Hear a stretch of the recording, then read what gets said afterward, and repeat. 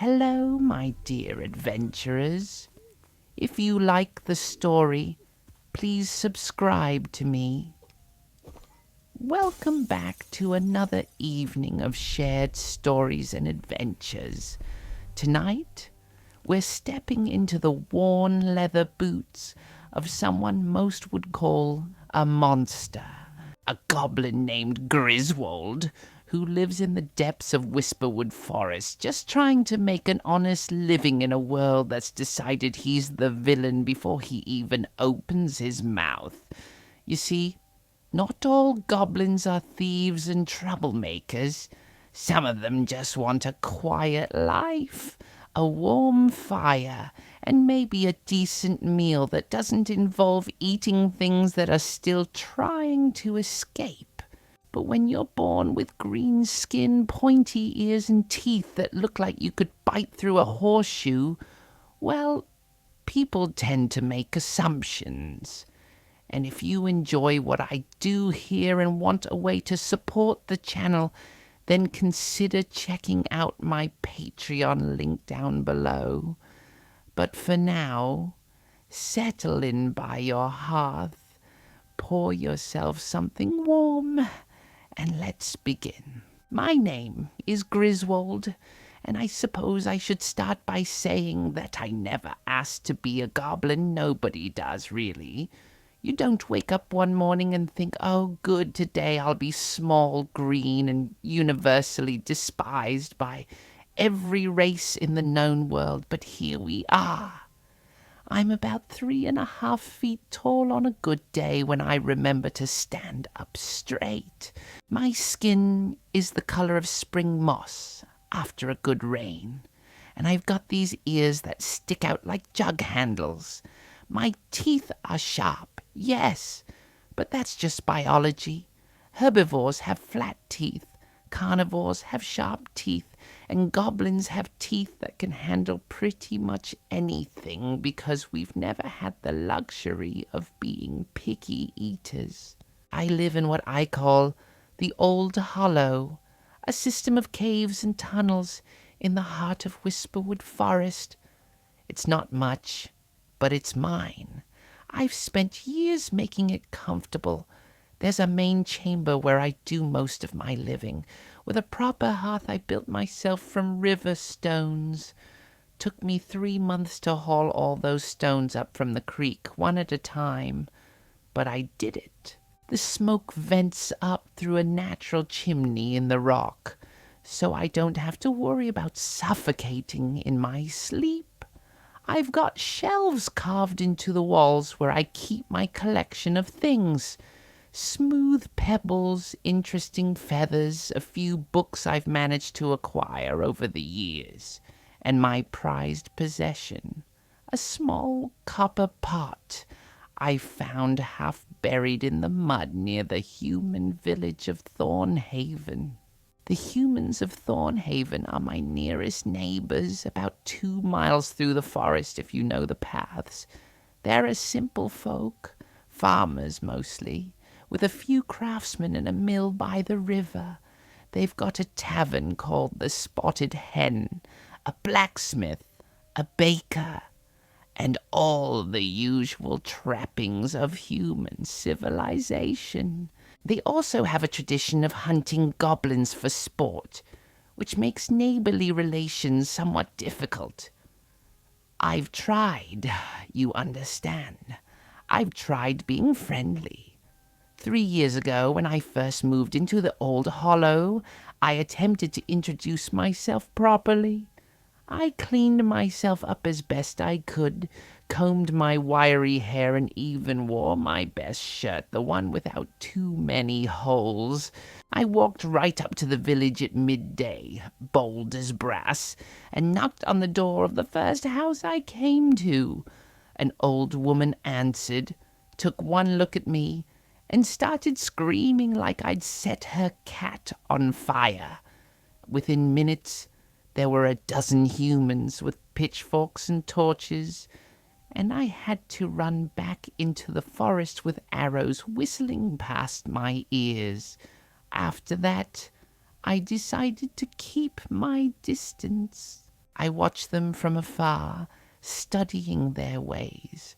I've learned their language by listening from the shadows, hiding in the undergrowth, while travelers pass on the road, eavesdropping on conversations at the edges of their fields. I'm quite good at it now, actually. I can speak proper common, with only a slight goblin accent that makes my S's sound a bit hissy. I can read too, which is unusual for a goblin. I taught myself using a discarded primer I found in a ditch. The pages were water-stained and some were missing, but I made do. The thing about being a goblin is that you're always hungry. Not just for food, though, that's certainly part of it. Hungry for knowledge, for purpose, for something more than just surviving day to day in a hole in the ground. I think that's what the humans don't understand about us. They see us as simple creatures driven by base instincts. But I've got dreams, same as anyone. I want to matter. I want to do something good, something that makes the world a bit better than I found it. That's why, when the trouble started in Thornhaven, I decided to help, even though they'd never thank me for it, even though they'd probably try to kill me if they knew. But I'm getting ahead of myself. Let me tell you how it all began. It was a crisp autumn morning, the kind where the air tastes like apples and wood smoke. I was out gathering mushrooms in my favorite spot, a cluster of old oak trees where the chanterelles grow thick as thieves. I had my collecting basket woven from willow branches, and I was humming to myself a little goblin tune my mother used to sing. I don't remember much about my mother. Goblins don't really do family the way humans do. We're raised in groups, chaotic and loud, and then we strike out on our own as soon as we're able. But I remember that song. I was examining a particularly fine specimen of mushroom, checking it for worms, when I heard voices, human voices coming through the forest. I froze, making myself small behind the oak trunk. I've gotten very good at being still. It's a survival skill when you're a goblin. There were 3 of them. 2 men and a woman dressed in traveling clothes, but with good boots and well-maintained weapons. Adventurers, I realized. My heart sank. Adventurers were bad news. They came through the forest sometimes, heading to or from somewhere more exciting, and they had a habit of killing anything that looked remotely monstrous just for practice. I peered around the tree trunk, watching them. The first man was tall and broad, with a red beard and armor that had seen better days. The second was lean and dark-haired, carrying a bow. The woman was interesting. She had silver hair despite looking young, and her staff was carved with runes that glowed faintly even in the daylight. A mage, then. They were talking about Thornhaven. I strained to hear, my large ears swiveling forward like a cat's. The village is just ahead, the bearded man was saying. We'll rest there for the night, resupply, then push on to the capital in the morning. Do you think they'll have decent ale? The archer asked. The last 3 villages have served nothing but swill. The maid shook her head. I'm more concerned about the reports we heard in Milford. 3 children missing in the last month. No bodies found. No ransom demands, just gone. My ears perked up at this. Missing children? This was news to me. I spent a lot of time watching the village from the forest edge, and I hadn't noticed any unusual activity. Then again, I mostly watched during the day, and I tended to focus on the interesting bits. The blacksmith at his forge, the baker taking his bread from the oven, the children playing in the square. Probably bandits, the bearded man said, or wolves. These small villages always have problems this time of year. The mage looked unconvinced, but she didn't argue. The three of them moved on, disappearing down the path toward Thornhaven. I waited until I was certain they were gone, then gathered my mushrooms and hurried back to the old hollow. All through the afternoon I couldn't stop thinking about what I'd heard. Missing children. I found myself pacing my main chamber, my bare feet slapping against the stone floor.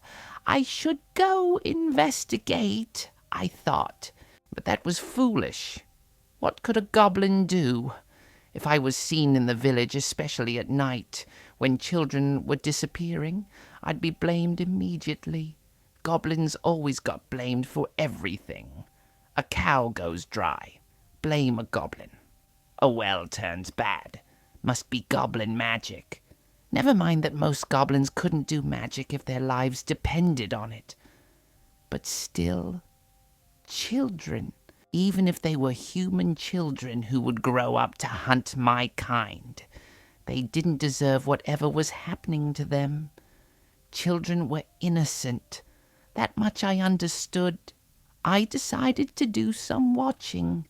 Careful, subtle watching.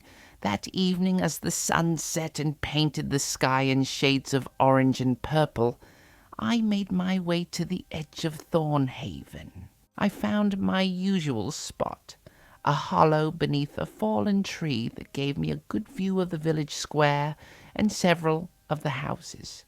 I settled in, wrapping my cloak around myself. It was going to be a long night. The village settled into its evening routine. Shutters were closed, doors were barred, smoke rose from chimneys. I could hear the faint sounds of families eating supper, talking, laughing. The tavern was doing brisk business. Warm light spilling from its windows. I saw the three adventurers I'd spotted in the forest earlier, going into the Spotted Hen. They'd be comfortable enough there for the night. Hours passed. The moon rose full and bright. One by one the lights in the houses went dark as families went to bed. The tavern finally quieted, and the last drunken villagers stumbled home. The village slept. I watched, patient as stone, my night vision sharp in the darkness. It must have been near midnight when I saw it. Movement in the shadows near the miller's house. I tensed, every sense focused on that spot. Something was creeping through the village, staying low, moving from shadow to shadow with purpose. It was small, about my height, maybe a bit taller. At first I thought it might be another goblin, but the shape was wrong. Too spindly, too angular. It reached the miller's house and paused at the window. I watched, horrified, as long, thin fingers pried at the shutters. They moved with an eerie precision, finding the latch, lifting it silently. The shutters swung open. The creature climbed through the window with disturbing ease, its movement smooth and boneless, like a spider. I didn't think. I moved. I was out of my hiding spot and running toward the miller's house before I'd fully processed what I was doing. My feet made barely a whisper on the packed earth of the village square. I reached the wall of the house and pressed myself against it, breathing hard, my heart hammering in my chest. From inside I heard a sound, a child's sleepy voice, confused, "Who are you?" Then a muffled cry, cut off abruptly. My blood went cold. I looked around frantically. I couldn't go through the front door. Even if it wasn't barred, the noise would wake the whole house, and I'd be the one they caught. But the window was open. I jumped, caught the sill, and hauled myself up. My arms trembled with effort. I'm strong for my size, stronger than humans expect, but climbing isn't my strong suit. I got my head and shoulders through the window and froze. The room was dark, but I could see the shape of a bed. And on the bed, a child struggling against something dark and writhing. The creature had wrapped itself around the boy, one long-fingered hand clamped over his mouth. Without thinking, I launched myself through the window. I landed on the floor with a thump that seemed loud as thunder in the quiet house. The creature's head whipped around, and I got my first clear look at it. Gods above! It was hideous. All angles and shadows, with eyes that reflected the moonlight like a cat's, but wrong. Its face was narrow and cruel, with a mouth full of needle teeth. A fetch, I realized with horror. A creature from the old stories. The dark things that lived in the spaces between worlds and stole children to feed on their dreams and life force. They were supposed to be myths. Stories to scare young goblins into behaving. The fetch hissed at me, a sound like steam escaping from a kettle. It released the child, who immediately started screaming and lunged at me instead. I rolled to the side, barely avoiding those grasping hands. The creature was fast, impossibly fast. It came at me again, and this time I couldn't dodge. We crashed into a chair, sending it toppling. I grabbed the fetch's wrist, trying to keep those fingers away from my face. Its strength was terrible, and it was winning, forcing my arms back, bringing those needle teeth closer to my throat. Then the door burst open and the room flooded with light. The miller stood there holding a lantern in one hand and a large knife in the other. He took in the scene. His son huddled on the bed, screaming, a goblin and something even worse wrestling on the floor. The fetch, seeing the light and hearing more humans approaching, made a sound like breaking glass and let go of me. It moved with that terrible boneless speed, diving toward the window. I grabbed for it, caught hold of what might have been an ankle, and held on. The fetch dragged me halfway out the window, scrabbling at the wall with its free limbs. I heard more voices, more lights. The whole house was waking up. With a final desperate effort, I pulled myself up and sank my teeth into the fetch's leg. I tasted something foul, like rotten meat and old metal. The creature shrieked, a sound that made my ears ring, and kicked me in the face. I lost my grip and fell, landing hard on the ground outside. By the time I scrambled to my feet, the fetch was gone, vanished into the darkness like smoke. I stood there, dazed, my mouth full of that awful taste, blood dripping from my nose where I'd been kicked. Above me, in the window, I could see the miller's face, lit by his lantern, staring down at me with an expression of pure shock. Then I heard the sound I'd been dreading. Shouts. The village was waking up. There's something at the miller's house. It attacked young Thomas. Get your weapons. I didn't wait to hear more. I ran, stumbling through the darkness, heading for the safety of the forest. Behind me, I could hear them organizing, gathering. Within minutes, they'd be after me, with torches and dogs. I made it to the tree line and kept going. Branches whipping at my face, roots trying to trip me. I knew these woods better than any human, and I used every bit of that knowledge now. taking paths only a goblin could follow, squeezing through gaps in the undergrowth, wading through a freezing stream to throw off any dogs that might be tracking me. By the time I reached the old hollow, I was exhausted, soaking wet and shaking with cold and reaction. I barred the entrance behind me, which was really just a large stone I could roll into place with a lever system I'd built. Then I collapsed by my hearth, not even bothering to light a fire, and tried to make sense of what had just happened. I'd saved a child. I'd actually fought a fetch and saved a human child. But the humans wouldn't see it that way. They'd seen a goblin in their village in a child's room with blood on his face. They'd put together their own story, and I was the villain in it. I was always the villain. I curled up on my sleeping mat, pulling my blanket around myself, and tried not to think about what would happen when the sun rose. Would they come looking for me? Would they bring those adventurers with their swords and magic? I was so tired, but sleep wouldn't come. I just lay there, staring at the dark ceiling of my cave, listening to the wind outside. As dawn broke, painting thin lines of light through the cracks in my door, I heard it. Voices. Lots of voices. They'd come. I crawled to the entrance and peered through a gap in the stone. There must have been 24 humans out there, armed with everything from proper swords to farming tools.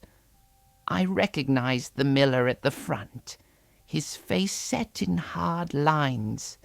The 3 adventurers were there too, looking more alert than anyone had a right to be so early in the morning.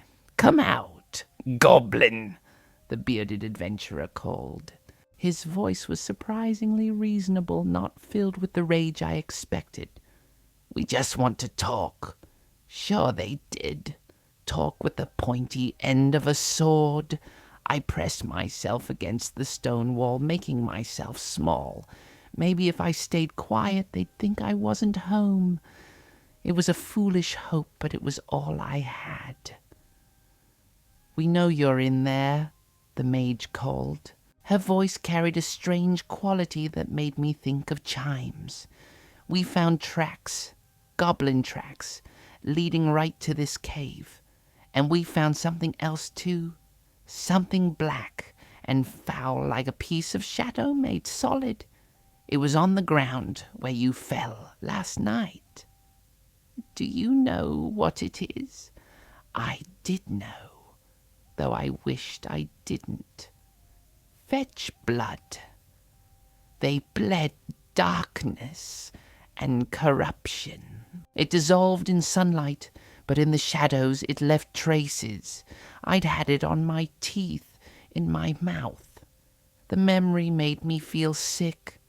"Listen to me carefully," the mage continued. "Something is taking children from our village. 3 are already gone. Last night it tried to take the miller's son, but something stopped it. Something fought it and made it flee. The boy says he saw 2 creatures fighting in his room.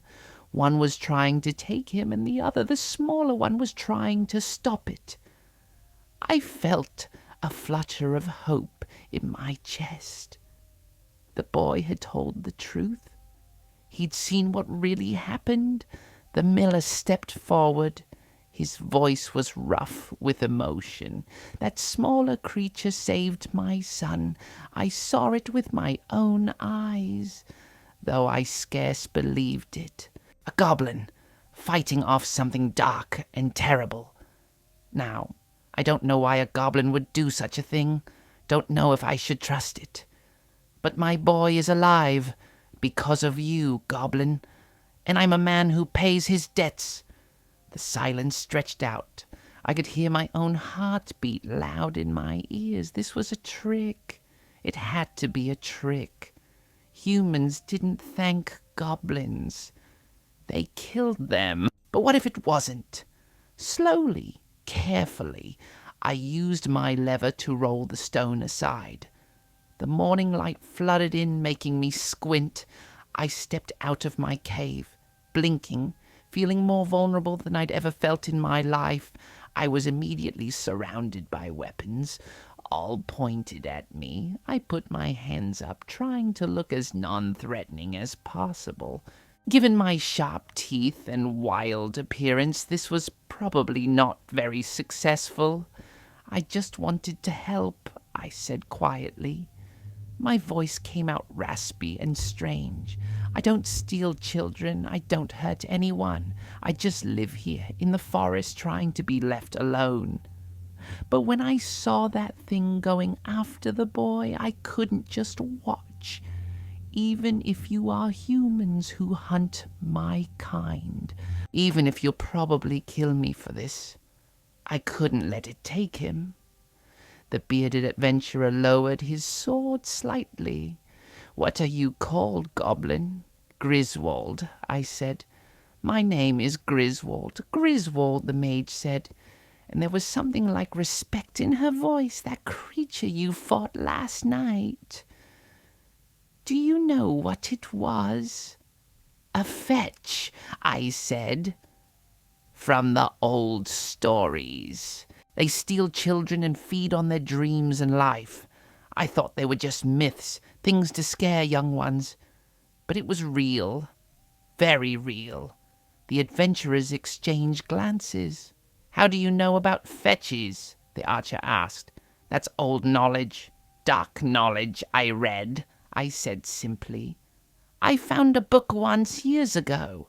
It was about creatures of shadow and nightmare. I like to know things. Knowledge is the only weapon a goblin really has." The mage stepped forward, and the crowd of villagers parted for her. She studied me with those unsettling eyes. "I'm called Morel," she said. "I'm a scholar of magical creatures, among other things. If what you say is true, if there's a fetch taking children, we need your help. Fetches are cunning and dangerous. They can sense when they're being hunted, but you got close to it last night.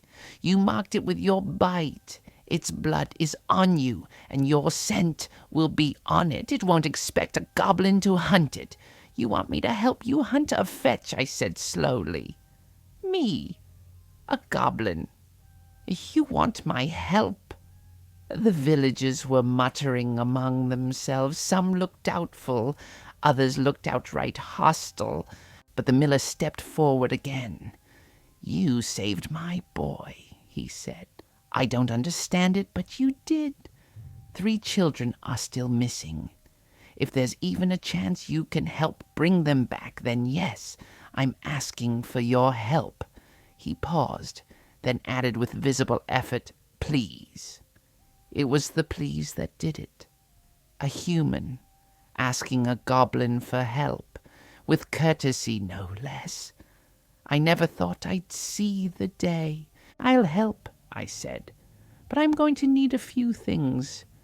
And you're all going to have to trust me, at least a little bit. Can you do that?" The humans looked at each other. The bearded adventurer, who introduced himself as Thorin, shrugged. "We've worked with stranger allies," he said. "There was this druid once who insisted on traveling everywhere as a bear. That was awkward at taverns. Despite everything, I felt a small smile tug at my mouth. It was quickly hidden, but Morel caught it. Her expression softened slightly. Thus began the strangest partnership in the history of Thornhaven. Me, a goblin who'd spent years hiding from humans, working alongside adventurers and villagers to hunt a creature of nightmare. We gathered in the Spotted Hen Tavern, which felt deeply surreal. I'd never been inside a human building before, except that one terrifying time in the miller's house. The tavern keeper, A large woman named Marge, with arms like tree trunks, had taken some convincing before she allowed me in. Even then, I was given a spot in the back corner away from the other patrons, and Thorin stood nearby in case anyone got ideas about goblin hunting. Morel spread out a map on the table. She'd been marking locations. Here, she said, pointing. This is where the first child vanished. A girl named Sarah, age 7. She was playing in her family's barn, and when her mother came to fetch her for supper, she was gone. No struggle, no tracks. Just gone. 2 weeks later, a boy named Peter, age 9, disappeared from his bed while his family slept. 1 week after that, another girl, Emma, age 6, taken from her grandmother's cottage at the edge of the village. I studied the map, my mind working. All at the edge of the village where the forest comes close. That's important. Fetchers don't like open spaces. They need shadows, places to hide. And they're territorial. There will be a nest somewhere, a place where it feels safe, where it's keeping the children. Are they still alive? The miller asked quietly. His wife stood beside him, her hand clutching his arm. I met his eyes. I'm not going to lie to you. Fetchers feed on life force. They keep children alive as long as they can, to draw out the feeding. But 3 children, taken over a month, some of them might be very weak by now. We need to move fast. How do we find the nest? Thorin asked. All business now. I bit my lip. I can track it. I have it sent now from last night. It's faint, but I'm good at tracking. Better than any hound. We goblins were survivors. We know how to follow trails that others would miss. The archer, whose name was Finn, looked skeptical. No offense, but you're a foot shorter than my bow. How are you going to fight this thing if we find it? I'm not going to fight it, I said. Not head on, anyway. That would be suicide. But I know ways, goblin ways. We're not strong like humans or elves, but we're clever. We know how to use what we have. I paused, then added, and besides, I have you. You're the muscle. I'm just the guide. Morel nodded. It's a sound plan. We'll start at first light tomorrow. Get what rest you can. All of you. This won't be easy. That night, I was given a room at the tavern. An actual room with a bed and everything. I stood in the doorway for a long moment, not quite believing it. The bed was enormous from my perspective, clearly made for human-sized occupants. The blankets looked soft and warm. There was even a small table with a candle. Marge appeared in the hallway carrying a tray. Figured you might be hungry, she said gruffly. It's just stew and bread, but it's hot. She set the tray on the table and paused. My nephew, she added quietly. Peter. He's one of the missing children. His mother, my sister. She hasn't slept since he vanished. Bring him back, Goblin. Bring them all back if you can. I will, I said, or I'll die trying. She nodded once and left, closing the door behind her. I approached the tray like it might be a trap. The stew smelled incredible, rich with meat and vegetables. The bread was fresh, still warm from the oven. I ate slowly, savoring every bite. It was the best meal I'd ever had, not because of the ingredients, but because of what it represented: acceptance, trust, hope. That night, I slept in a real bed for the first time in my life, and I dreamed of children laughing in the sunlight. We set out at dawn. Me, the 3 adventurers, and a handful of volunteers from the village. The miller insisted on coming, despite our protests. "These are our children," he said. "We're not sitting at home while others risk their lives." In the end, we had a party of 10. Not exactly a stealthy group, but determination counts for something. I led them into the forest, following the faint trace of the fetch's scent. It was like tracking a ghost, a wisp of wrongness in the air that made my skin crawl. We moved through the trees, the humans crashing along with their big feet and heavier gear, while I darted ahead checking the trail, making sure we were going the right way. "How can you tell where it went?" Finn asked at one point, staring at the ground where I was crouched. "I don't see any tracks." "You're looking for the wrong things," I explained. "Fetches don't leave tracks like animals do, but they leave other signs. See here, how this moss is brown and dead. It shouldn't be, not this time of year. The fetch passed this way, and its corruption killed the moss. And here, this spider web. See how it's torn, but not by wind or animal? Something moved through it, something that doesn't quite exist in the normal world." Morel knelt beside me, examining the web. "Remarkable," she murmured. "You've got quite an eye for detail, Griswold." I shrugged, embarrassed by the praise. "You learn to notice things when you're small, and the world wants to eat you." We tracked the fetch deeper into the forest, to a part of the woods even I rarely visited. The trees grew thick here, their branches intertwining overhead to block out most of the sunlight. The undergrowth was dense and tangled. It was the perfect place for something dark to hide. We came to a ravine, steep-sided and rocky. At the bottom, half hidden by thorn bushes, I spotted an opening. A cave, or maybe an old mine shaft. Darkness seemed to leak from it like liquid. "There," I whispered. "That's its nest. I can smell it from here." Thorin drew his sword. "How do we approach?" "Carefully," I said. "Very carefully?" "Fetches are most dangerous when cornered. It knows this is its lair. It'll have defenses, traps maybe. And if the children are in there, we have to be careful not to hurt them." Morel raised her staff. "I can provide light, and if needed, I have some protective wards that might help against its magic." We descended into the ravine slowly, testing each step. I went first, being the lightest and most agile. The humans followed, helping each other down the steep slopes. The miller slipped once, and Thorin caught him.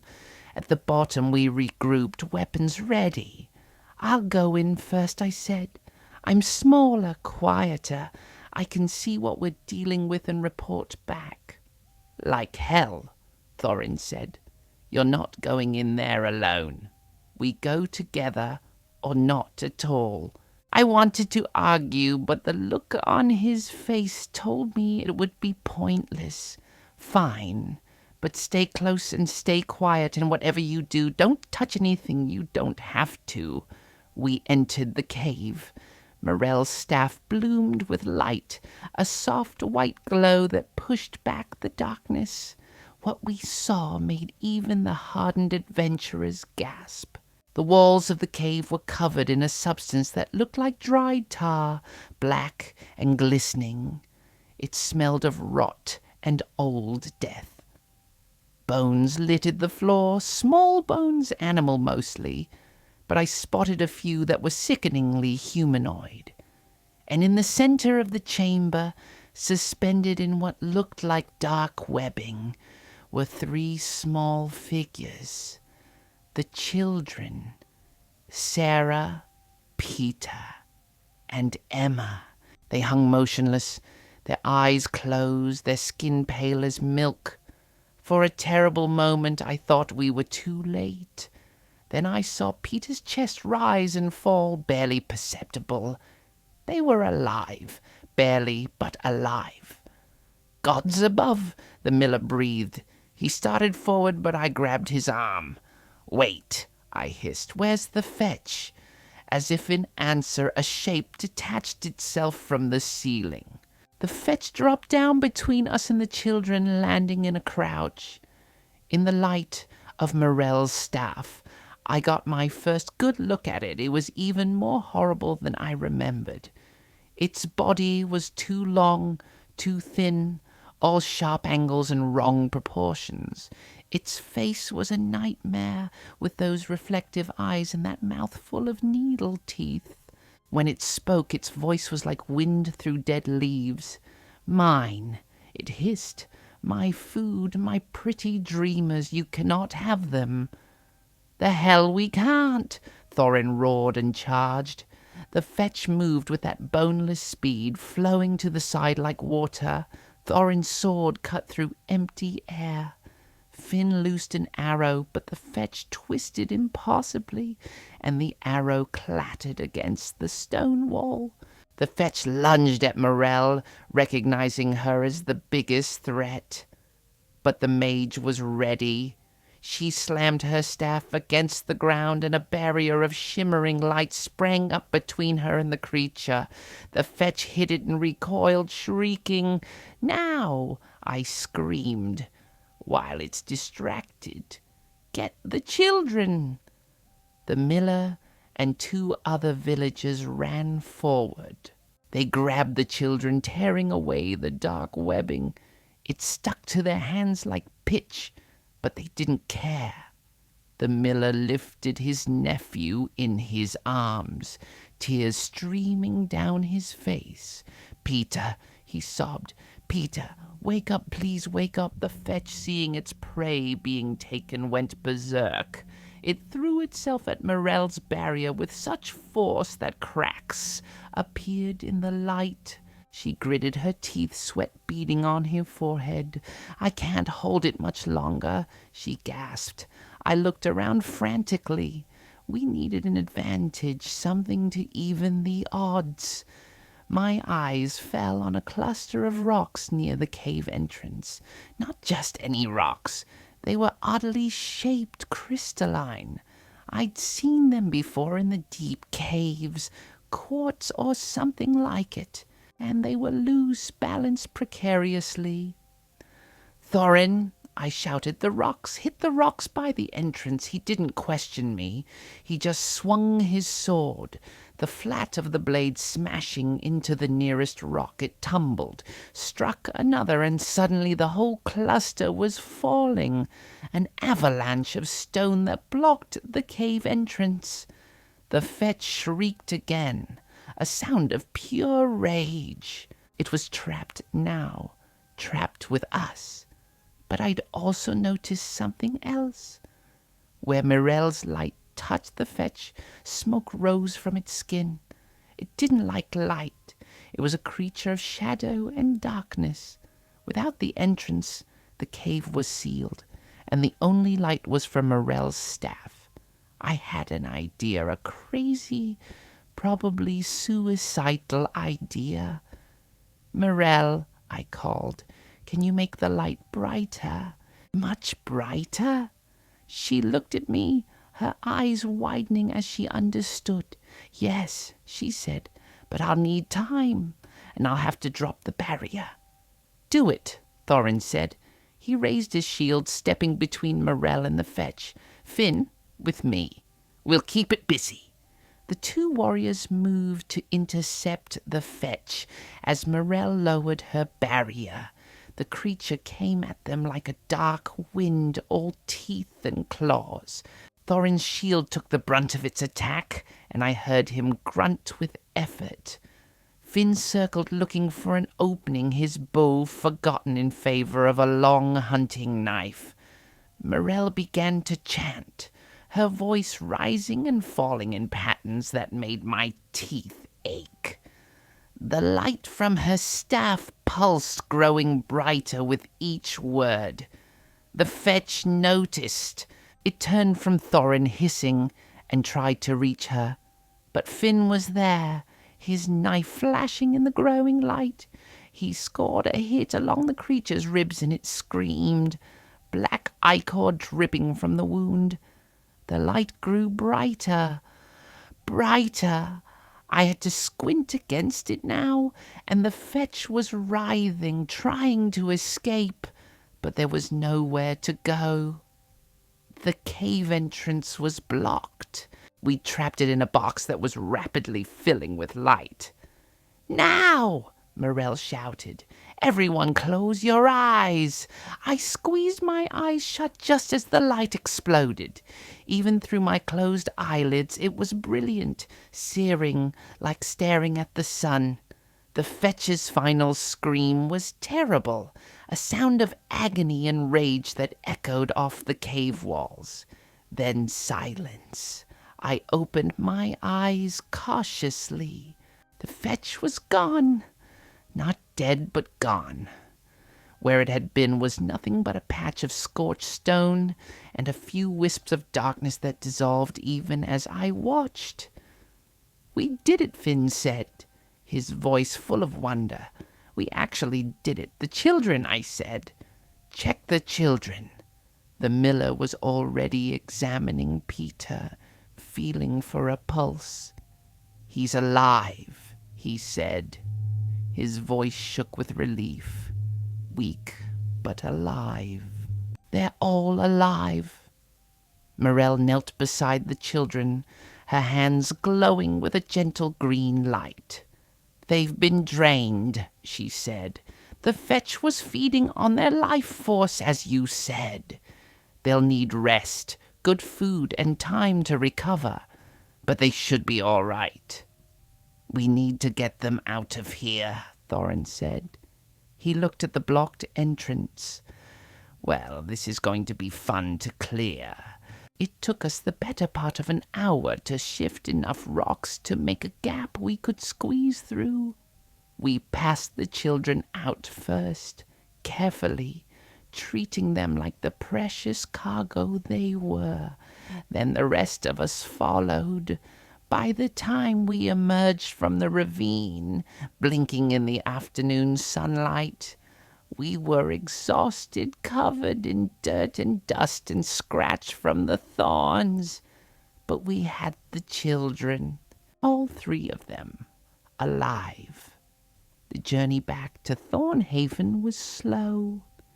We took turns carrying the children, who remained unconscious but breathing steadily. As we neared the village, someone must have spotted us, because suddenly people were pouring out of their houses, running toward us. Mothers and fathers, brothers and sisters, all of them crying out names. Sarah, Peter, Emma. The reunions were something I'll never forget. Peter's mother collapsed on her knees, sobbing as the miller placed her son in her arms. Sarah's father, a big man who worked as the village blacksmith, wept openly as he held his daughter. Emma's grandmother clutched the little girl to her chest, rocking back and forth, murmuring prayers of thanks. I stood back, watching all this. I felt out of place suddenly, an intruder in this moment of human emotion. I started to slip away, heading for the forest edge. I'd done what I'd promised. The children were safe. It was time for me to go back to my cave, back to my solitary life. "Griswold," a voice called. I turned. Morel was walking toward me. "Where are you going?" "Home," I said simply. "My work here is done." She caught up with me, putting a hand on my shoulder. "You're not leaving without saying goodbye, are you? After everything?" "I don't really do goodbyes," I said awkwardly. "I'm a goblin. People don't want me around even when I help. I get it, it's fine. Morel shook her head. You don't get it at all, do you? Come with me. She led me back to the village square, where a crowd had gathered. When they saw me, they fell silent. I tensed, ready to run, but then the miller stepped forward. He was smiling, his arm around his wife and nephew. This goblin, he said, his voice carrying across the square. This goblin Griswold, he saved my son. When a monster came in the night to steal him away, Griswold fought it off. And when we asked for his help to find the other missing children, he didn't hesitate. He led us to the Fetcher's lair. He helped us save Sarah and Emma and Peter. He risked his life for our children, even though we've never shown him anything but fear and hatred. He paused, and when he spoke again, his voice was thick with emotion. I was wrong about goblins. We all were. This one has more courage and more heart than many men I've known. The crowd murmured, and I saw nods of agreement.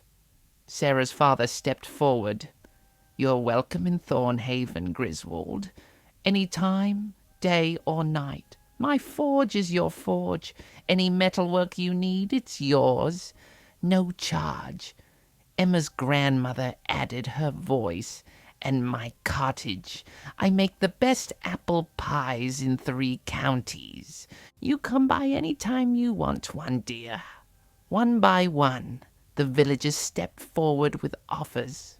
Food, supplies, friendship. I stood there, overwhelmed, not quite believing what I was hearing. Marja pushed through the crowd, carrying a large sack. Provisions, she said, handing it to me. Good bread, cheese, dried meat, and a few other things. And this, she added, pulling out a beautiful wool cloak, dyed a deep green. It gets cold in those caves. You need something warm. I took the cloak with trembling hands. I don't know what to say, I managed. Say you'll come visit, Thorin said, grinning. We'll be staying in the area for a while, and I could use someone to drink with who actually knows how to tell a good story. I looked around at all these faces, human faces, looking at me not with fear or hatred, but with gratitude and something that might almost be affection. Something warm blossomed in my chest, something I'd never felt before. Belonging. I'll visit, I promised. I'll come by the Spotted Hen next week. We can share tales over ale. The crowd cheered, and before I knew what was happening, people were patting me on the back, shaking my hand, thanking me. The children woke up that evening groggy and confused, but safe. Peter saw me standing near the door of his house and smiled. Thank you, Goblin Man, he said in a voice like dried leaves. You were very brave. I stayed in Thornhaven for 3 more days, helping where I could, getting to know the people. I learned that humans were more complicated than I'd thought. They had fears and prejudices, yes, but they also had capacity for change, for growth, for kindness. On the 4th day I returned to the old hollow, but it felt different now. It wasn't a hiding place anymore, it was just home. A place I could return to knowing I had friends in the world. Over the months that followed, I became a regular visitor to Thornhaven. The children loved me. Once they got over the initial shock of my appearance, I'd tell them stories about the forest, about the creatures that lived there, the good ones and the bad ones, and the ones that were a bit of both. I taught them how to identify mushrooms, how to track animals, how to move quietly through the woods. In return, they taught me human games, introduced me to human customs, and slowly I became a part of their community. Thorin, Morel, and Finn stayed in the area for several months before moving on to their next adventure. But they promised to return, and they did, bringing news from the wider world. Morel even brought me books, wonderful, precious books that I devoured like food. I learned about history and magic in lands far beyond my small forest. The Fetcher's Lair became a cautionary tale, but also a reminder. The miller made sure that everyone who came to Thornhaven heard the story of Griswold the Goblin, who proved that courage and kindness know no race or species. Some laughed it off as a local legend. Others listened and thought, and maybe, just maybe, looked at the world a little differently afterward. As for me, I continued to live in my cave, gathering mushrooms and herbs, reading my books, and watching the seasons change. But now, several times a week, I'd walk the 2 miles to Thornhaven. I'd visit the Spotted Hen, where Marge always had a bowl of stew waiting for me. I'd stop by the forge where the blacksmith taught me how to work metal, crafting simple tools that made my life easier. I'd visit the children, who'd grown fond of calling me Uncle Griswold, much to their parents' amusement. I learned that being a goblin didn't mean I had to be alone. It didn't mean I had to be feared or hated. It just meant I was different, and different wasn't the same as bad. The humans of Thornhaven taught me that, and in return I'd like to think I taught them something too. That monsters aren't always what they seem. That sometimes the smallest, greenest, most unlikely hero is the one who saves the day. Years passed. The children grew. I stayed the same. Goblins aged differently than humans. Peter became a fine young man, apprenticed to his uncle as a miller. Sarah married a Finn's younger brother, who'd come to visit and decided to stay. Emma grew up to be a healer, studying under Morel during one of the Major's return visits. And me, I'm still here, still gathering my mushrooms, still reading my books, still living in the old hollow. But now, when I look out at the forest, I don't just see trees and shadows. I see paths that lead to friendship. I see a village where I'm welcome. I see a world that's bigger and more beautiful than I ever imagined. They say goblins are monsters, thieves and troublemakers, creatures of nightmare, and maybe some are. But some of us are just trying to make our way in the world, same as anyone. We've got dreams and fears and hopes. We've got stories to tell and songs to sing. We've got hearts that can love and courage that can overcome fear. We're not so different from you when you get right down to it. We're just trying to find our place, our purpose, our home. And sometimes, if you're very lucky, you find all three in the most unexpected places. In a village that once hunted you. In friendships that never should have been. In the eyes of children who see you not as a monster, but as Uncle Griswold, the brave goblin who saved them from the dark. So the next time you see something small and green and strange in the forest, maybe don't reach for your weapon right away. Maybe offer a greeting instead. You never know. You might just make a friend. And in this big, complicated, often frightening world, friends are worth more than all the gold in all the kingdoms. Trust me, I'm a goblin. I know about valuable things. And that, my dear friends, is where we'll end tonight's story. I hope you liked it, and perhaps learned a little something about looking beyond appearances. Until next time, stay safe and sweet dreams. A Goblin's Tale, the misunderstood guardian of Whisperwood, Forest. The seasons turned as they always do, and life in Thornhaven settled into a comfortable rhythm. But if there's one thing I've learned in my years, it's that peace never lasts quite as long as you'd like it to. Trouble has a way of finding you, even when you're trying your best to avoid it. It was early spring, about a year after the fetch incident, when things started going wrong again. I noticed it first in the forest. Small things, easy to miss if you weren't paying attention. But I always paid attention.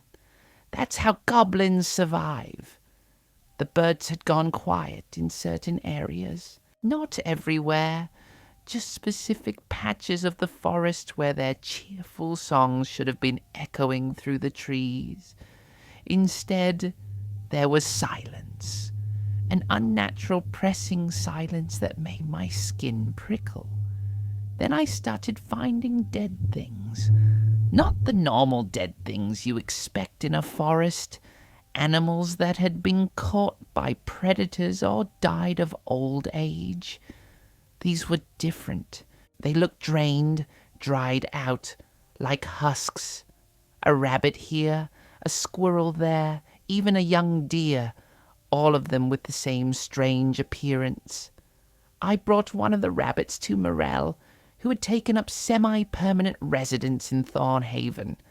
She'd fallen in love with the quiet village life, she said, and besides, there was a certain blacksmith's apprentice who'd caught her eye. She examined the rabbit carcass carefully, turning it over in her hands, her brow furrowed. "This is dark magic," she said finally. "Very dark. Something is draining the life force from these creatures. It's similar to what the fetch did, but different.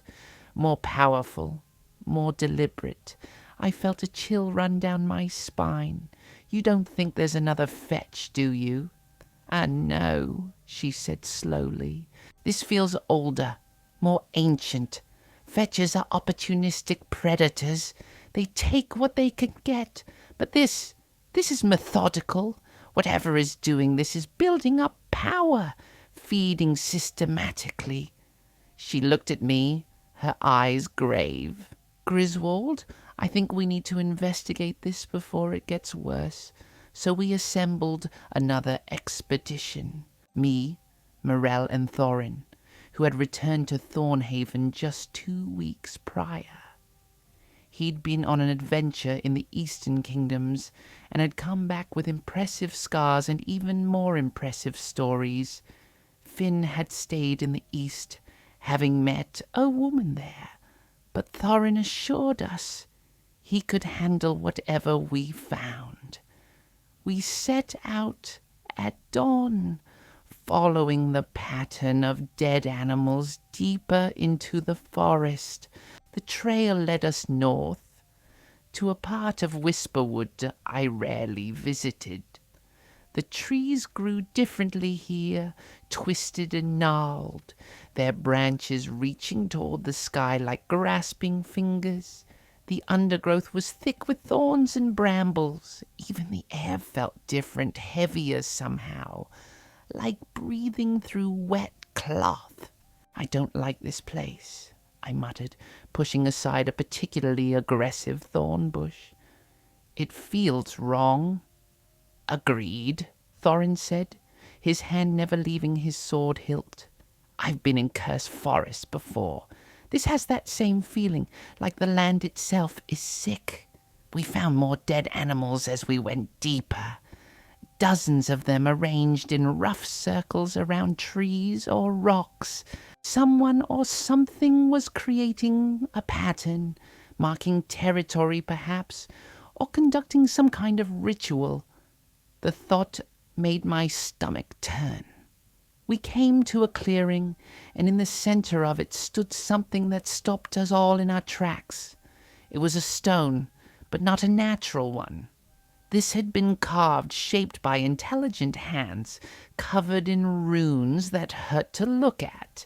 They seemed to writhe and shift when you tried to focus on them. Around the stone, The ground was blackened and dead, as if all life had been sucked from the soil itself. Morel approached carefully, her staff held out before her like a ward. She examined the runes without touching the stone, her lips moving as she read. "Oh no," she breathed. "Oh, this is very bad." "How bad?" Thorin asked. "This is a binding stone," she said. "Someone is trying to summon something powerful and malevolent. These runes, they're in the old tongue, the language of the first mages. This ritual has been going on for weeks, maybe months. All those dead animals, they weren't just killed. Their life force was harvested, stored in this stone, building up power for a summoning." "What are they trying to summon?" I asked, though I wasn't sure I wanted to know the answer. Morel's face was pale. "Based on these runes, I'd say a shadow demon. A creature from the void, between worlds. They're immensely powerful, nearly impossible to kill, and they feed on fear and suffering. If this summoning is completed, it won't just threaten Thornhaven. It could devastate the entire region. Then we destroy the stone," Thorin said, raising his sword. "Wait," Morel grabbed his arm. "If we destroy it now, all that stored energy will be released at once. It could kill us, or worse, it could complete the summoning accidentally. We need to disrupt the ritual properly, carefully, and we need to find whoever is doing this and stop them. So we have a dark mage somewhere in the forest conducting evil rituals," I said. "Wonderful. And I suppose they won't be happy to see us." "Probably not," Morel agreed. "But we don't have much choice. We need to track them down. Griswold, can you find their trail?" I could. It wasn't easy. Whoever this mage was, they knew how to hide their tracks. But they couldn't hide everything. Not from a goblin who'd spent his whole life reading the forest like a book. I found scuff marks on stones, broken twigs at unusual heights, disturbed moss that hadn't regrown properly. Slowly, carefully, I pieced together their path. It led us to a cave, naturally. Why is it always caves? This one was different from the old hollow or the fetch's lair. It was deeper, older, part of a natural cave system that wound through the bones of the earth. The entrance was hidden behind a waterfall, which I had to admit was rather dramatic. We entered carefully, weapons ready. The cave was lit by strange phosphorescent fungi that grew on the walls, giving everything an eerie green glow. The deeper we went, the more we found signs of habitation. Makeshift furniture, supplies, and books. Lots of books. They were stacked everywhere, some of them ancient tomes bound in leather and metal. "Our dark mage is well read," I observed, examining one of the books. It was written in a language I didn't recognize, full of angular symbols and strange diagrams. "These are forbidden texts," Morel said, her voice tight. "I recognize some of these titles. They were supposed to have been destroyed centuries ago. Whoever this is, they've been collecting dark knowledge for a very long time. We found them in the deepest chamber of the cave, but it wasn't what any of us expected. The dark mage wasn't some twisted villain with a cackling laugh and evil plans. It was an old man, thin and frail, with wispy white hair and kind eyes. He sat at a desk covered in papers, writing with a quill by the light of a single candle. He looked up when we entered, and his face showed no fear, only a tired sadness. "Ah," he said softly, I wondered when someone would come. Please lower your weapons. I'm not going to fight you. I'm far too old for that. Thorin kept his sword up, but he looked confused. You're the one doing the summoning. You're trying to bring a shadow demon into our world. The old man smiled, but it was a smile full of sorrow. I am. Or rather, I was. But not for the reasons you think. Please sit. Let me tell you a story. I think you'll want to hear it. Against my better judgment, we sat. Well, Thorin stood, but Morel and I found seats on some rocks. The old man set down his quill and folded his hands. My name is Aldrich, he began. 50 years ago, I was the royal mage of the kingdom of Eldermont. I served the king faithfully, used my magic to help the people, to heal and protect. I had everything I could want. A position of honor, respect, a comfortable life, and I had a daughter. Her name was Alara. She was the light of my life, brilliant and kind and full of laughter. He paused, his eyes distant. When she was 20 years old, she fell ill. It wasn't a normal illness.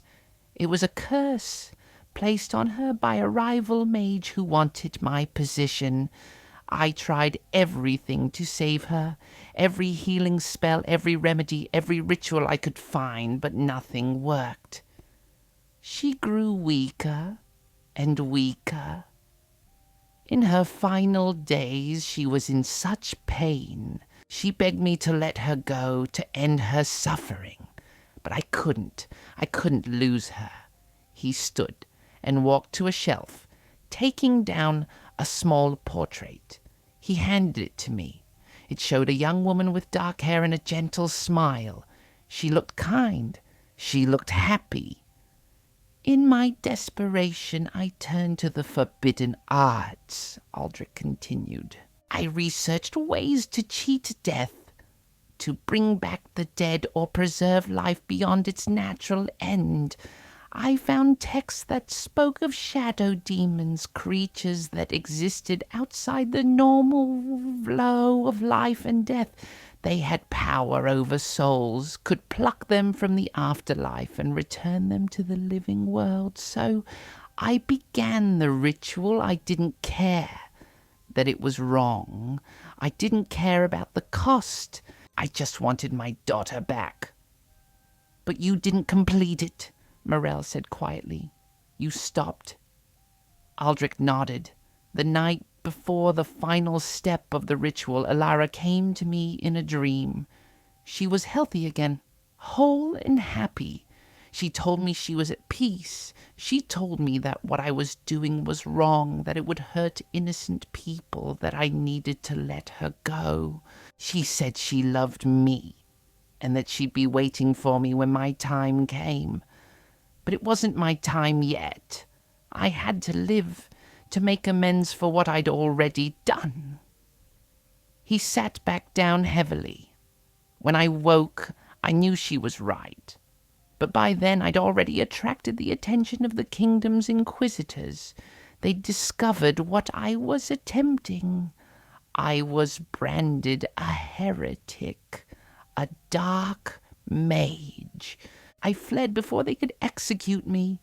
I've been hiding ever since, moving from place to place, always one step ahead of those who hunt me. So why continue the ritual, I asked. If you realized it was wrong, why keep doing it? Because I'm dying, Aldrich said simply.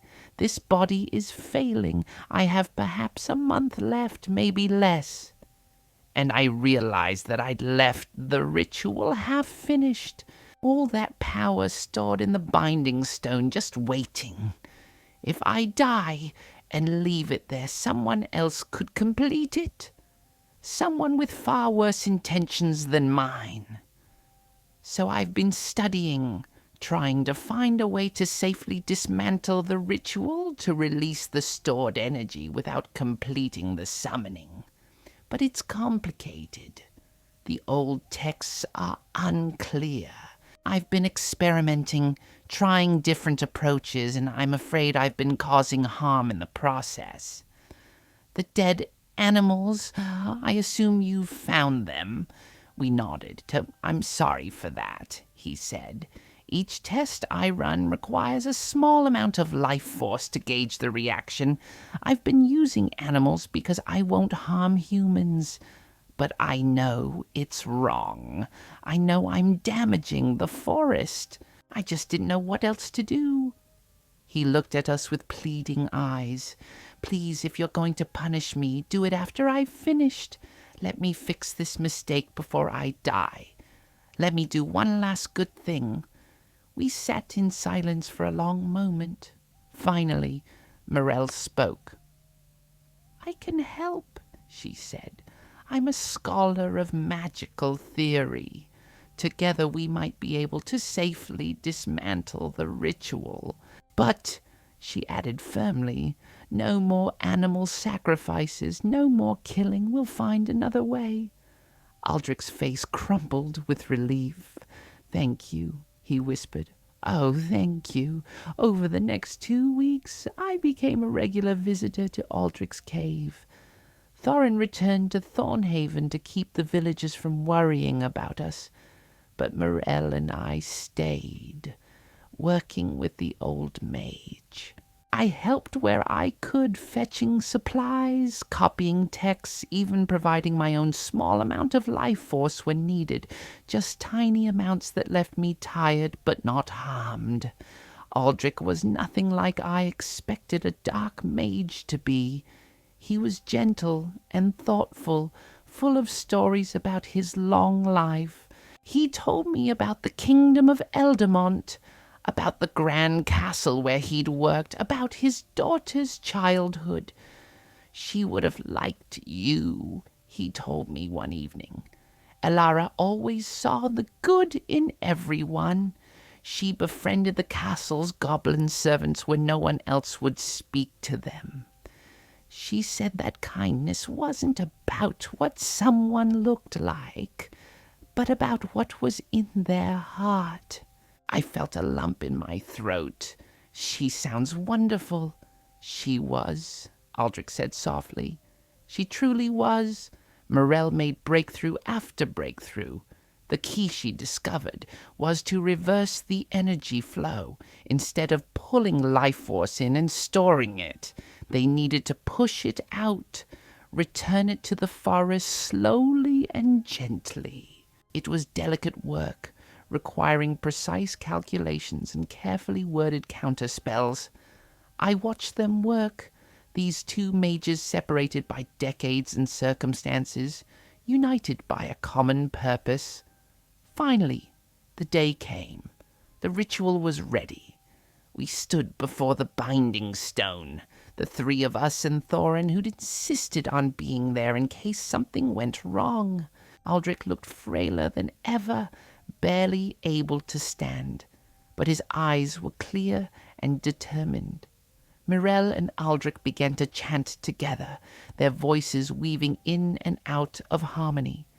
The runes on the stone began to glow, not the sickly green of corruption, but a warm golden light.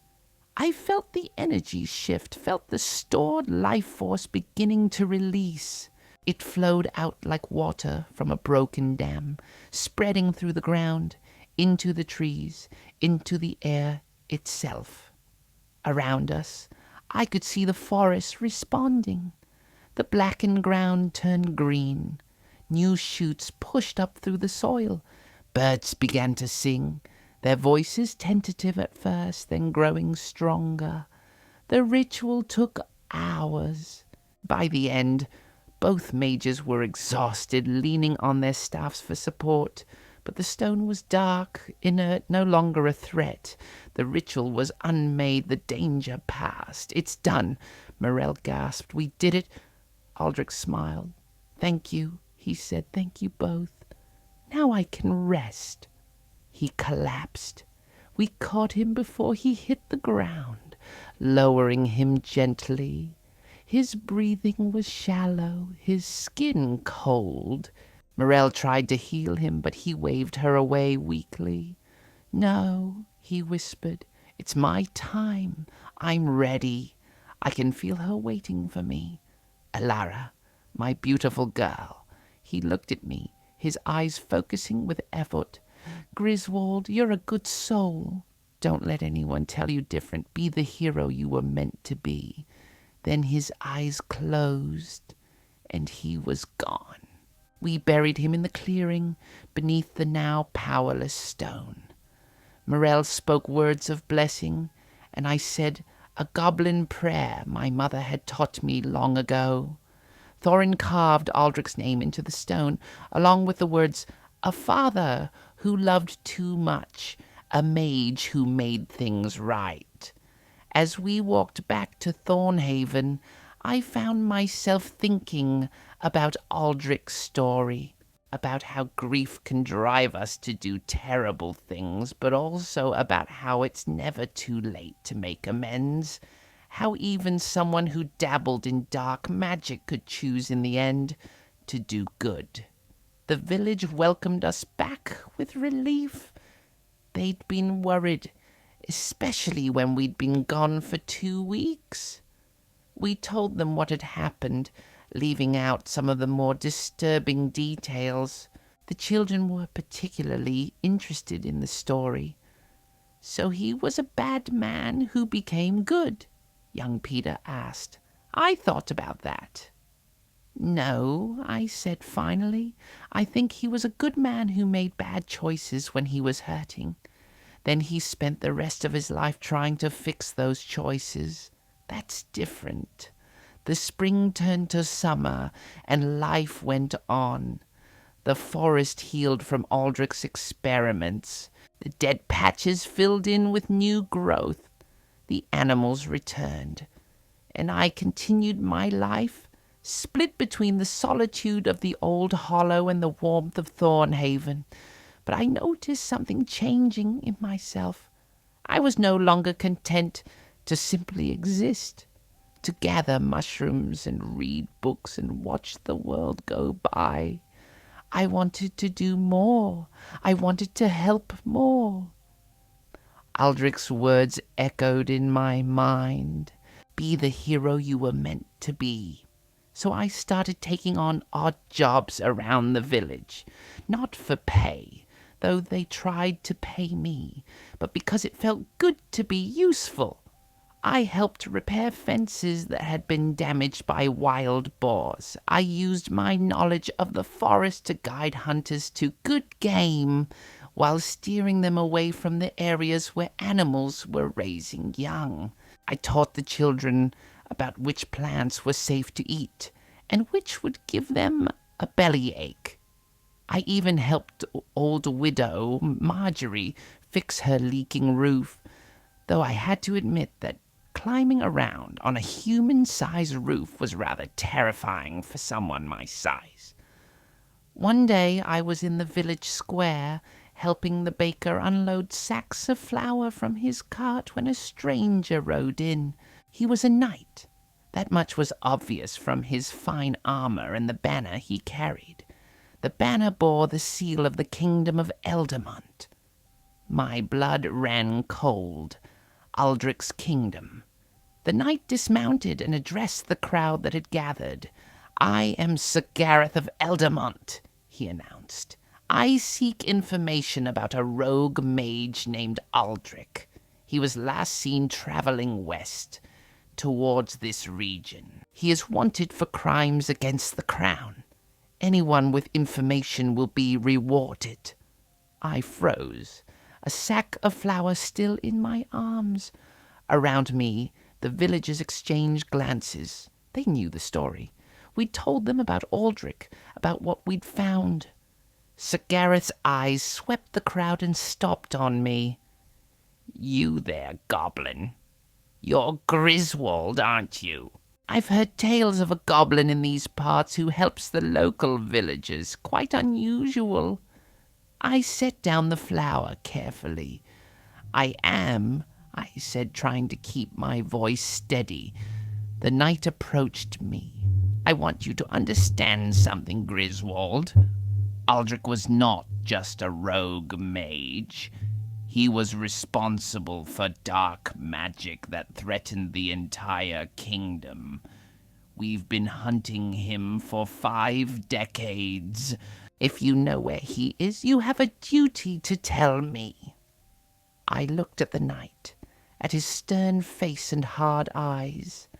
I thought about Aldrich, about his sorrow, and his attempt to make amends, about his final moments reaching for his daughter. Then I thought about duty and justice and the complicated space between them. "Aldrich is dead," I said clearly. "He died about 2 months ago. We found him in the forest living in a cave. He was trying to undo a dark ritual he'd started years ago. We helped him complete the work. He saved the forest and probably saved a lot of lives. Then he died. We buried him in the woods." Sir Gareth's expression didn't change. "Show me." So I led him, along with Morel and Thorin and half the village, back to the clearing. We stood before the stone with Aldrich's name carved into it. Sir Gareth examined it silently. Then he drew his sword. For a moment I thought he meant to destroy it, but instead he knelt and placed the blade flat on the ground before the stone. "Aldrich," he said quietly, "you caused great harm in your grief, but in the end you made things right. May you find peace with your daughter in the lands beyond." He stood, sheathing his sword. "His debt is paid. The hunt is over." He turned to me. "You did the right thing, Goblin, both in helping him and in telling me the truth. That takes courage." He reached into his saddlebag and pulled out a medallion. "This is the mark of the king's friend. It grants you safe passage through all lands under Eldermont's rule. It also means that if you're ever in trouble, you can call on the knights of the kingdom for aid." He handed it to me. "You've earned it." I held the medallion, feeling its weight. It was silver, beautifully crafted, with the royal seal on one side and an inscription on the other, "For service to the crown and the people." I don't know what to say. "Say you'll keep being who you are," Sir Gareth replied. "The world needs more creatures like you, Griswold. Brave, honest, and kind. Don't let anyone tell you that goblins can't be heroes." After Sir Gareth left, I returned to the old hollow. I hung the medallion on my wall next to the portrait of Alara that Aldrich had given me before he died. Sometimes, on quiet evenings, I'd look at them and think about the strange turns life can take. How a goblin who just wanted to be left alone had somehow become a hero. How helping others had brought me more happiness than I'd ever known. The seasons continued their dance. Summer gave way to autumn, autumn to winter. The village of Thornhaven prepared for the cold months ahead, storing food, repairing buildings, gathering firewood. And I helped, because that's what friends do. That's what heroes do, even small, green, unlikely heroes. One winter evening, I was in the Spotted Hen, sitting by the fire with a mug of hot cider. The tavern was full of familiar faces. Thorin was arm-wrestling with the blacksmith. Morel was teaching a group of children a simple light spell, much to their delight. The miller and his wife were sharing a quiet meal in the corner, and I was right in the middle of it all, no longer hiding, no longer afraid. "Tell us a story, Griswold," young Sarah called out. She was 12 now, growing into a fine young woman. "Tell us about the time you fought the fetch." "I've told you that story 12 times," I protested. "Then tell us a new one," Peter added. He was working as the miller's apprentice now, strong and capable. Tell us about something else you've done." I thought for a moment, then smiled. "All right," I said. "Let me tell you about the time I met a dark mage who wasn't so dark after all. Let me tell you about Aldrich and his daughter, about grief and redemption, about how it's never too late to choose to do good." As I told the story, I looked around at the faces listening, humans, all of them, who'd learned to see past my green skin and sharp teeth to the person underneath, who'd given me something I'd never expected to find: a home, a purpose, a family. Being a goblin wasn't easy. It probably never would be. There would always be people who saw me as a monster first and asked questions later. But here, in this village, in this tavern, surrounded by these people, I wasn't a monster. I was Griswold, friend, helper, hero, and that was enough. That was more than enough. That was everything. Outside, snow began to fall, soft and silent, covering the world in white. Inside, the fire crackled, the cider steamed, and the stories flowed. And in that moment, I was exactly where I was meant to be.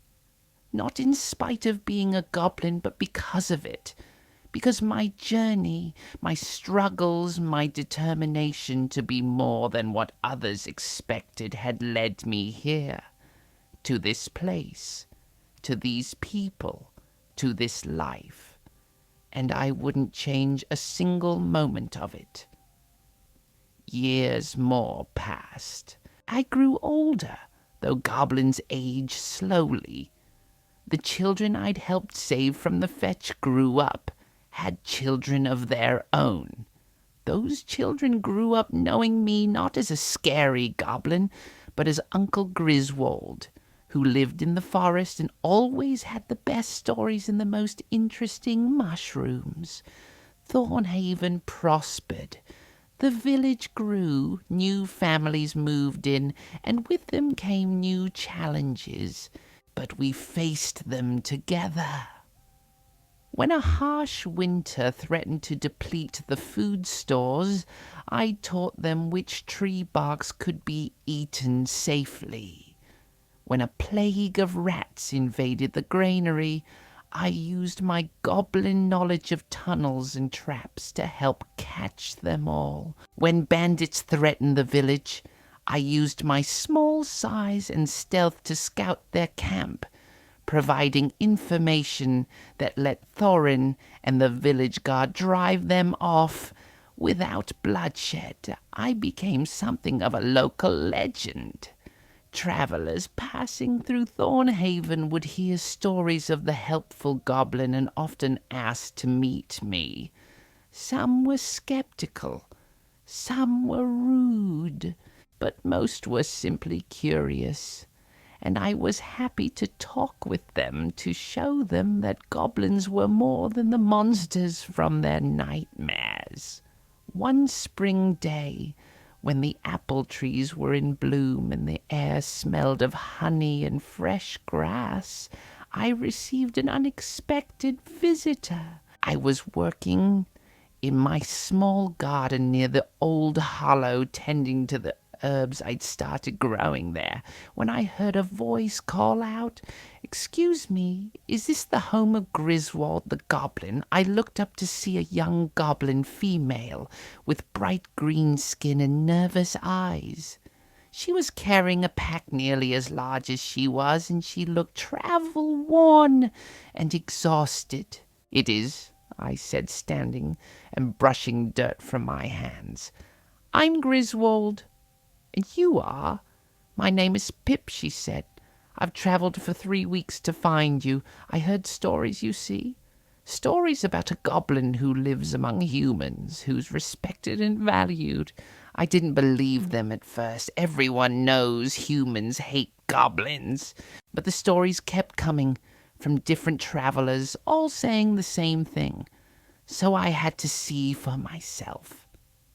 I gestured for her to sit. She looked ready to collapse. "Let me get you some water and food. Then you can tell me why you've come all this way."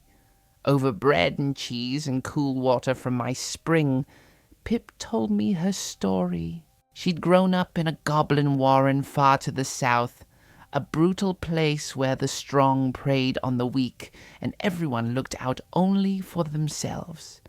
She'd always felt out of place, wanting more than just survival. When she heard the stories about me, she'd seen hope, a possibility of a different life.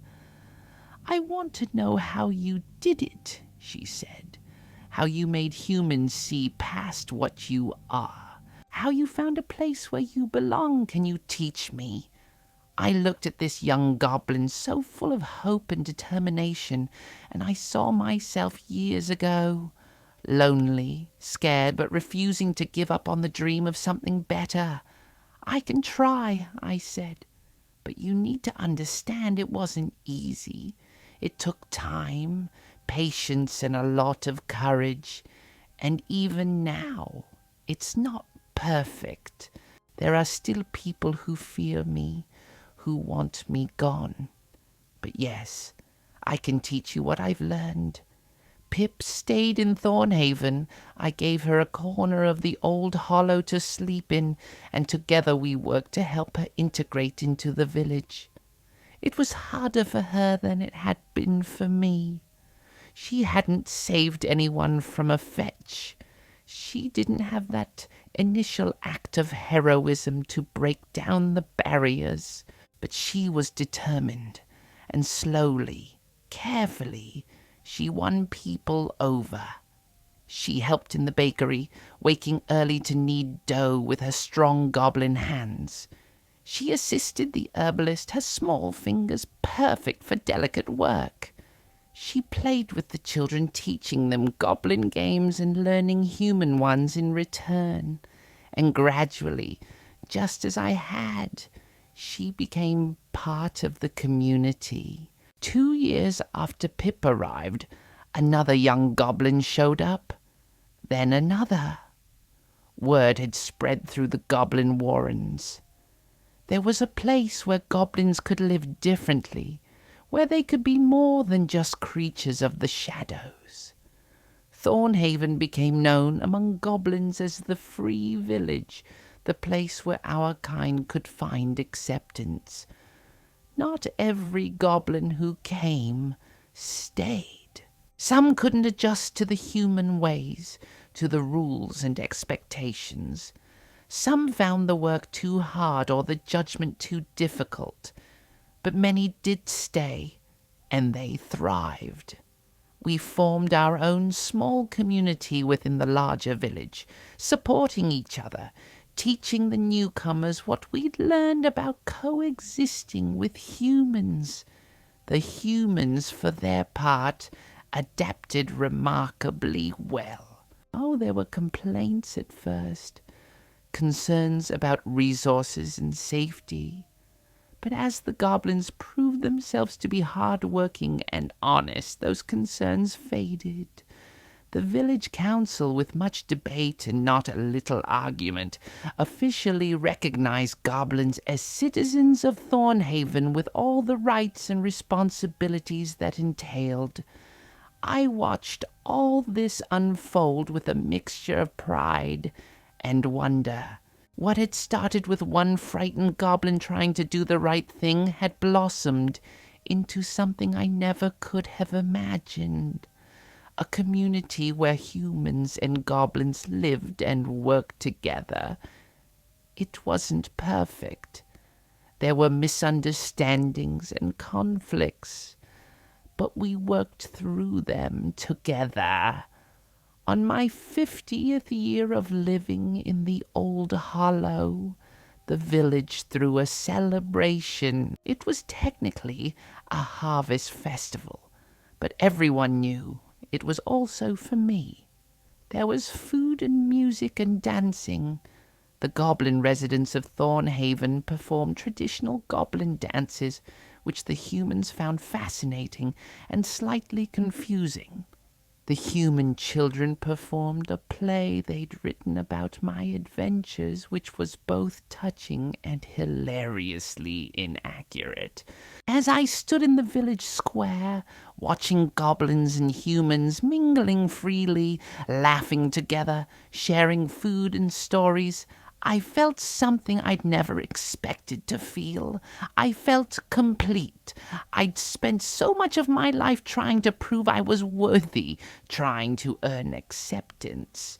But somewhere along the way, I'd stopped trying so hard. I'd just lived, helped where I could, been honest and kind, and let my actions speak for themselves. Thorin, now grey-haired and moving a bit slower but still formidable, raised his mug in a toast.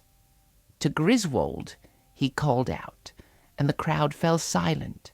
The bravest goblin I've ever known, who taught us all that heroism has nothing to do with size or species and everything to do with the choices we make. To Griswold. To Griswold, the crowd echoed, and I felt tears prick at my eyes. Later, as the celebrations wound down and people began heading home, Morel approached me. She'd married the blacksmith's apprentice years ago and had 2 children who called me Grandpa Grizz. She held out a package wrapped in cloth. "We made you something," she said. "All of us. Open it." I unwrapped the package carefully. Inside was a book, beautifully bound in leather with my name embossed on the cover. I opened it and saw pages filled with writing and drawings. It was a history of my life in Thornhaven, written by the villagers, illustrated by the children. Every adventure, every small kindness, every moment that had mattered, all recorded for posterity. "So you're never forgotten," Morel said softly, "so that future generations will know the goblin who changed everything." I couldn't speak. I could only clutch the book to my chest and nod, tears streaming down my green face. That night I sat in the old hollow by my fire, reading through the book. And as I read, I realized something profound. I'd spent so long thinking of myself as an outsider, as someone who had to fight for acceptance. But I wasn't an outsider anymore. I was home. I was exactly where I belonged. And isn't that what every story is really about? Finding where you belong, finding your people, finding your purpose. It doesn't matter if you're human or goblin or something else entirely. What matters is the journey. What matters is choosing every day to be a little bit better, a little bit kinder, a little bit braver. The fire crackled softly. Outside, an owl hooted in the darkness. The forest was peaceful, safe. The village slept, secure in the knowledge that they were protected and valued.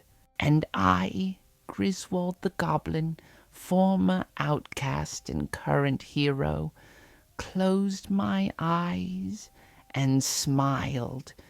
This was my story, and it was far from over. And that, my dear friends, is truly where we'll end tonight's story. I hope you enjoyed this tale of courage, acceptance, and finding where you belong. May we all be a little more like Griswold, brave enough to be ourselves and kind enough to help others, no matter how different they might seem. Until next time, stay safe and sweet dreams.